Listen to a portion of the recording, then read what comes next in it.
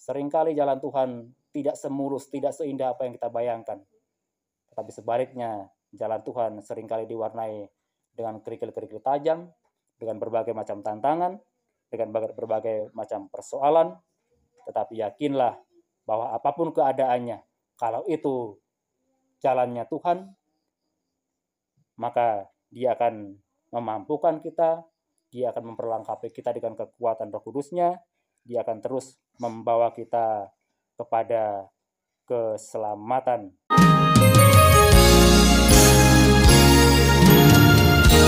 Kita berdoa.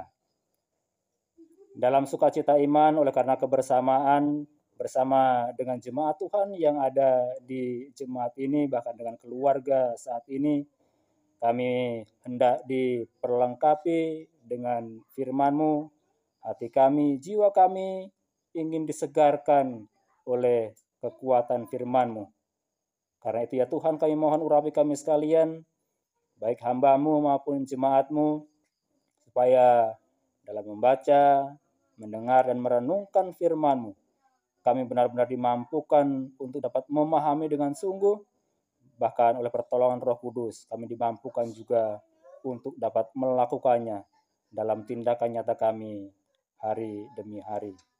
Ini doa kami ya Bapa, berfirmanlah bagi kami sekalian, sebab kami anak-anak-Mu sedia mendengarnya.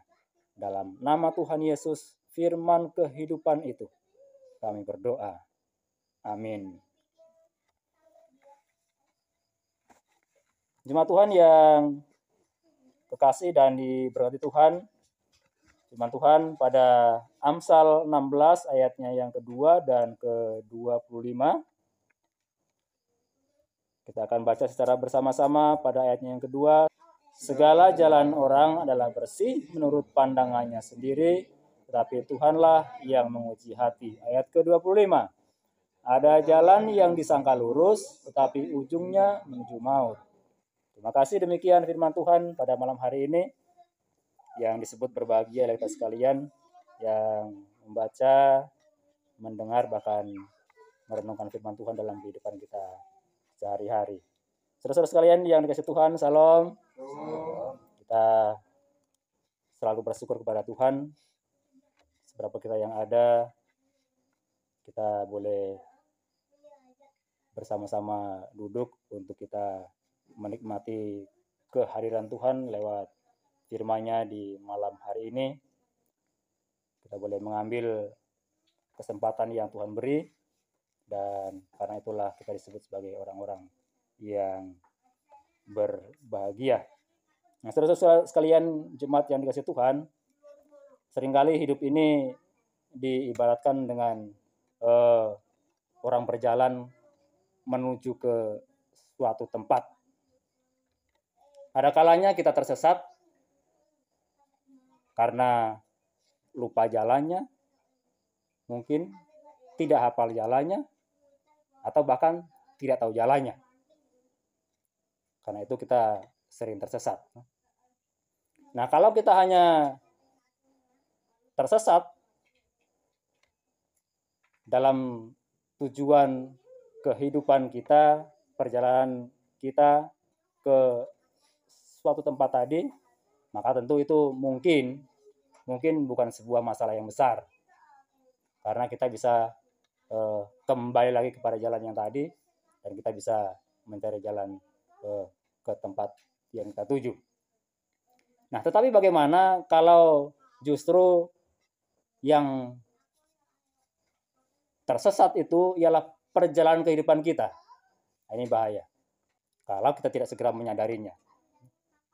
Kalau kita segera menyadari, itu bagus. Artinya kita bisa segera kembali, berubah. Itu pun kalau masih ada waktu. Tetapi kalau sudah tidak ada waktu, ini lebih berbahaya lagi. Nah, sayangnya terkadang kita justru asik dengan kehidupan kita yang terasa aman, nyaman, senang tuh. Dan kita menikmati semua itu. Bahkan karena terlalu percayanya kita, terlalu yakin kita dengan apa yang kita lakukan, dengan jalan yang kita anggap lurus, dengan jalan yang kita anggap sendiri benar. Makanya kita kadang-kadang lupa. Kita lupa untuk bertanya, benarkah jalan saya ini lurus? Atau benarkah tindakan yang saya lakukan? Karena kita menganggap bahwa apa yang kita lakukan adalah sudah benar. Karena itu firman Tuhan berkata bahwa setiap orang punya pandangannya sendiri yang menurutnya benar. Tetapi Tuhanlah yang menguji hati, pada ayat yang kedua.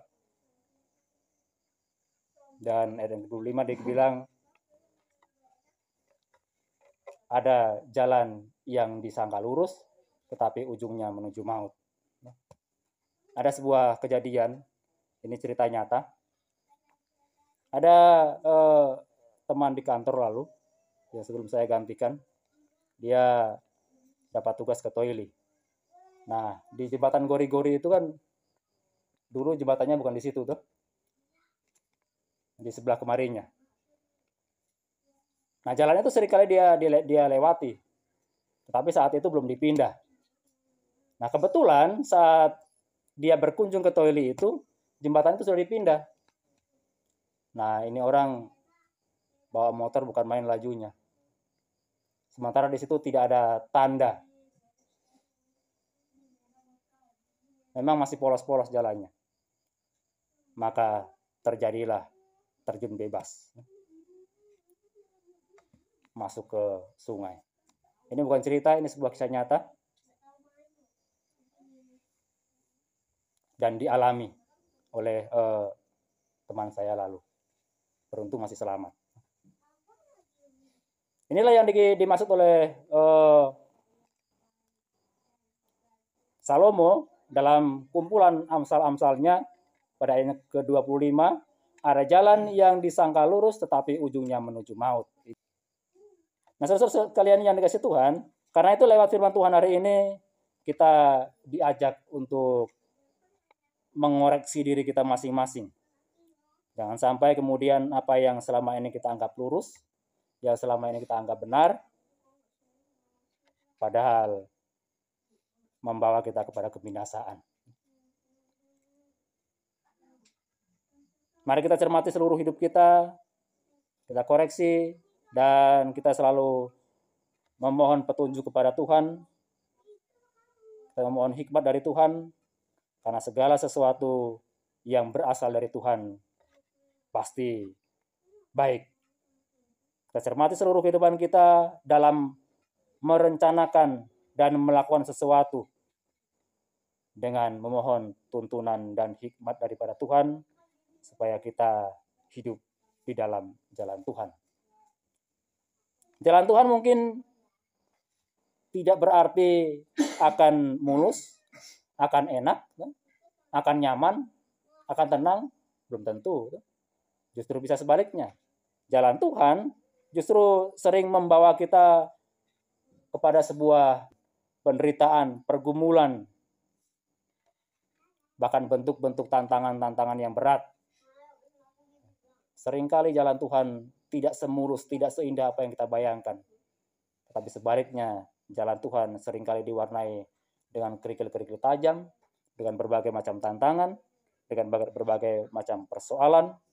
Tetapi yakinlah bahwa apapun keadaannya, kalau itu jalannya Tuhan, maka Dia akan memampukan kita, Dia akan memperlengkapi kita dengan kekuatan Roh Kudus-Nya, Dia akan terus membawa kita kepada keselamatan. Tuhanlah yang akan terus menuntun kita, dan jalan Tuhan adalah jalan kebenaran, jalan keselamatan.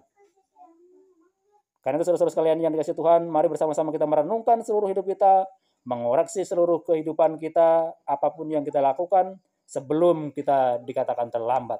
Mumpung masih ada waktu, bersama-sama kita, siapapun kita mengoreksi kehidupan kita dan membawa kehidupan kita kepada Tuhan.